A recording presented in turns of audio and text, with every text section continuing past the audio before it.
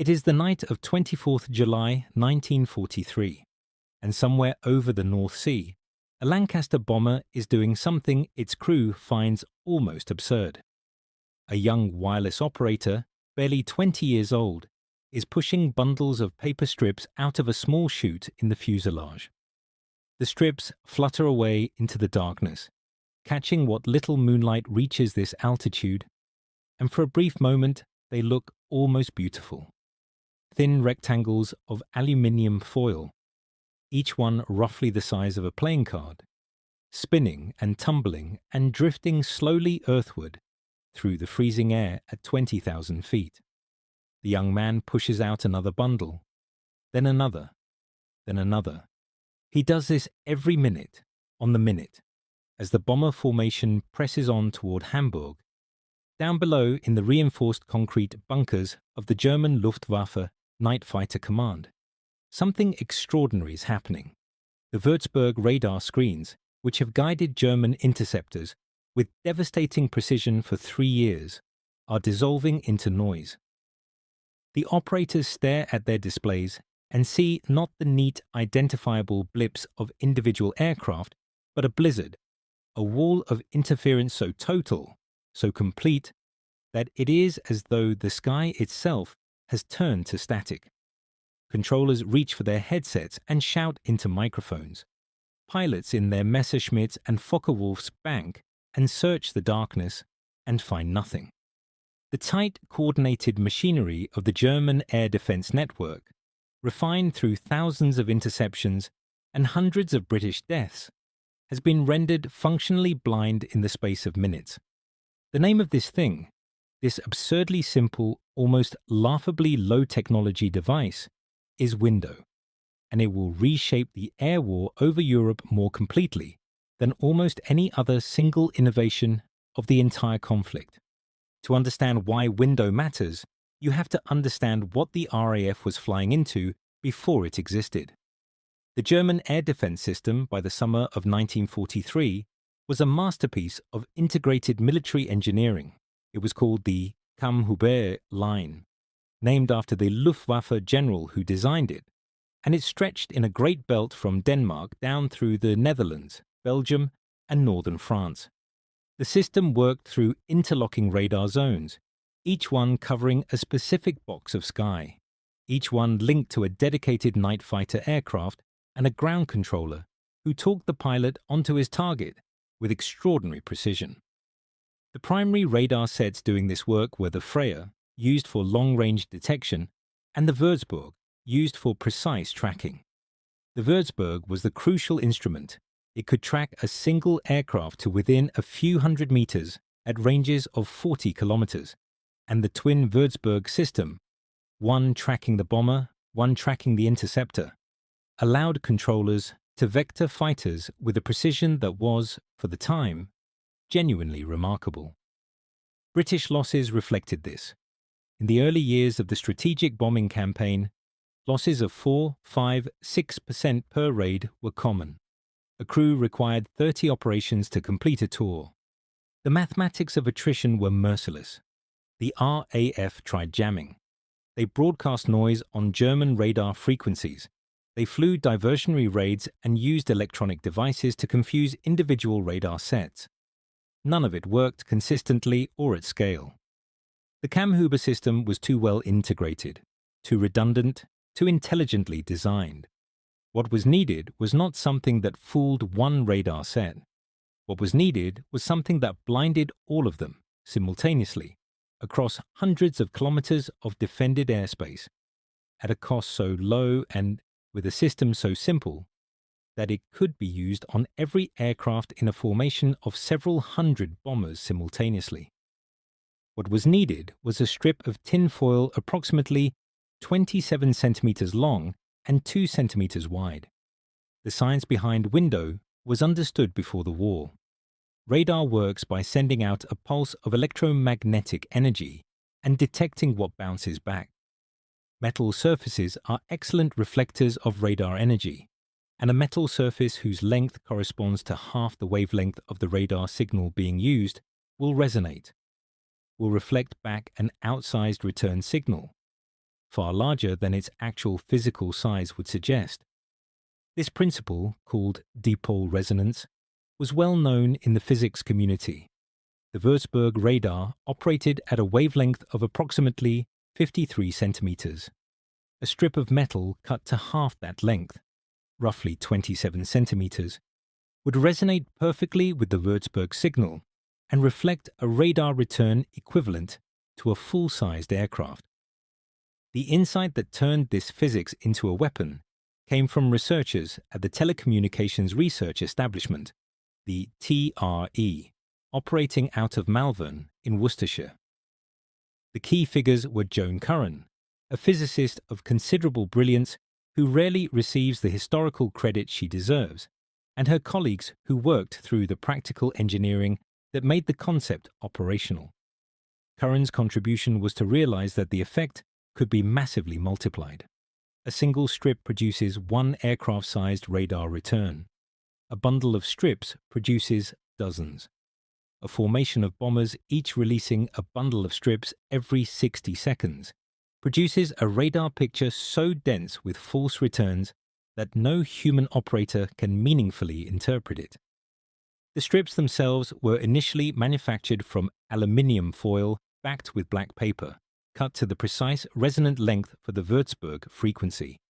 The dimensions were specific: 27 centimeters long, 2 centimeters wide. Each strip weighed almost nothing. A bundle of 2,000 strips weighed roughly 1 kilogram. Production was initially farmed out to manufacturers already familiar with working with foil and thin material, and eventually to a network of suppliers who produced tens of millions of individual strips. The black paper backing was critical. It prevented the strips from sticking together electrostatically and allowed them to disperse properly once released into the slipstream. Without the backing, the foil clumped. With it, the strip separated and drifted, filling a volume of sky with radar-reflective material that lingered for several minutes before falling below radar coverage altitude. A bomber carrying a full load of window carried bundles packed in boxes stowed near the flare chute, or a dedicated aperture in the fuselage floor. The drill was simple: one bundle per minute, released by hand. The bundle entered the slipstream, broke apart, and dispersed across a volume of sky roughly the size of a large house within seconds. As the formation flew on and crews continued to release bundles, a corridor of metallic chaff built up behind and around the bombers. A corridor that appeared on Würzburg screens as an impenetrable mass of returns, moving at roughly the same speed as the formation and covering any individual aircraft signature beneath the noise. If you are finding this interesting, a quick subscribe helps more than you know. The decision to use Window was not taken lightly, and the delay in its deployment is one of the more remarkable stories of the war. The device was ready, the physics worked, the manufacturing was in place. By mid-1942, more than a year before it was actually used. The reason it was held back was a fear that the Germans would copy it. British radar installations were vulnerable to exactly the same technique, and there was genuine concern in the Air Ministry and the War Cabinet that deploying Window over Germany would prompt the Luftwaffe to develop their own version and use it against British radar during any future invasion attempt. Churchill himself was involved in the deliberations. The debate went on for months, with Bomber Command pressing for release and the defense establishment urging caution. It was only in the summer of 1943, when the scale of RAF losses combined with the operational urgency of destroying Hamburg's industrial capacity, finally tipped the balance, that the decision was made. Operation Gomorrah, the series of raids that would culminate in the catastrophic firestorm that killed an estimated 45,000 people in a single night, was chosen as the moment of first use. The irony that Window's debut was paired with the most destructive conventional bombing raid in history was not lost on those involved. The operational results on the night of 24th July were extraordinary. A force of 746 aircraft attacked Hamburg, releasing Window throughout the approach. German fighter controllers reported complete confusion. Lieutenant Wilhelm Jonen, one of the Luftwaffe's most experienced night fighter pilots, described his experience over Hamburg that night as flying through a snowstorm of radar contacts, unable to distinguish real from false. His ground controller reduced to silence because his screen showed nothing but interference. Of the 746 aircraft dispatched, only 12 were lost, a loss rate of 1.6%, less than a third of what crews had come to expect. Over the following nights of the Hamburg raids, the pattern held. The German defenses were not merely degraded, they were paralyzed. The psychological effect on German radar operators and night fighter controllers was profound. Men who had spent years developing expertise in reading Würzburg screens suddenly found their skills worthless. Controllers who had guided hundreds of successful interceptions found themselves unable to perform the basic function of their role. Some operators initially believed they were looking at a catastrophic equipment malfunction. Others thought the British had somehow flooded the frequency with transmitter power on an unprecedented scale. The actual explanation, that several hundred young men were pushing strips of kitchen foil-back paper out of holes in aeroplanes, would have seemed too simple to be credible. The German response was swift, creative, and ultimately insufficient. The Luftwaffe's scientists and engineers, working under considerable pressure, developed a series of countermeasures in the months following Windows deployment. The most important was a new tactical doctrine called Wildsau, wild boar, developed by Major Hajo Hermann. Rather than relying on ground-controlled interceptions using radar, Hermann proposed concentrating single-engine fighters over the target city itself, where the fires, searchlights, and flares illuminated bombers well enough for visual acquisition without radar assistance. The approach worked to a degree. Losses over heavily defended targets crept back up in the winter of 1943 and into 1944. The Germans also developed their own radar modifications. The Naxos receiver allowed night fighters to home in on the H-2S radar transmissions that British bombers used for navigation.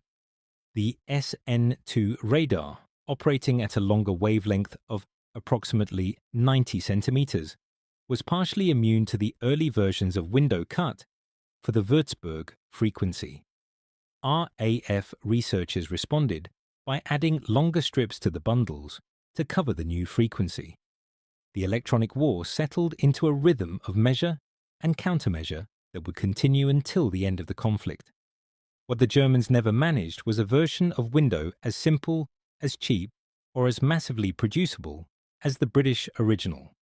Their equivalent, called Düppel, after the village near the site where a test bundle was reportedly found, was eventually deployed by Luftwaffe bombers exactly as the pre-war skeptics had feared.